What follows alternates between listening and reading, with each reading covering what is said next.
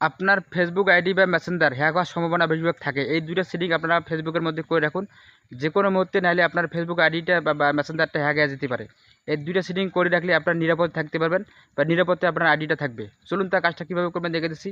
অবশ্যই পেজটা ফলো করে রাখবেন ভাই। চলুন তো শুরু করা যাক। প্রিয় দর্শক, মাস্ট বি আপনাদের এই দুইটা সেটিং অবশ্যই করতে হবে, একটা ফেসবুক একটা মেসেঞ্জারে। তো এই ফেসবুকটা করার জন্য অবশ্যই আপনার ফেসবুকটা ওপেন করে দেবেন। নেওয়ার পর দেখতে পাবেন থ্রি ডট আছে, থ্রি ডট ট্যাপ করে দেবেন। তারপরে দেখবেন সেটিং আছে, সেটিংয়ে ট্যাপ করে দেবেন।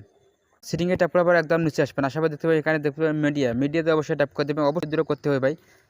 মিডিয়াতে আসার পর দেখতে পাবেন এই ওপেন লিঙ্কটা অবশ্যই আপনার টিক চিহ্ন তুলে দিতে হবে।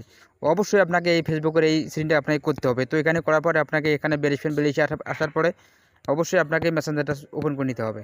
অবশ্যই আপনারা মেসেঞ্জারটা ওপেন করে নেবেন। নেওয়ার পর দেখবেন থ্রি ডট আছে, থ্রি ডট ট্যাপ করে দেবেন। দেওয়ার পর আপনাদের মাঝে এরকম শো করবে, দেখবেন সেটিং আছে, সেটিংয়ে ট্যাপ করে দেবেন। সেটিংয়ে ট্যাপ করার পর একদম নিচে আসবেন। আসার পর দেখতে পাবেন এই ফটো অ্যান্ড মিডিয়া, অবশ্যই আপনাকে অবশ্যই ট্যাপ করে দেবেন। দেওয়ার পর এখানে দেখতে ওপেন লিঙ্ক, এইটা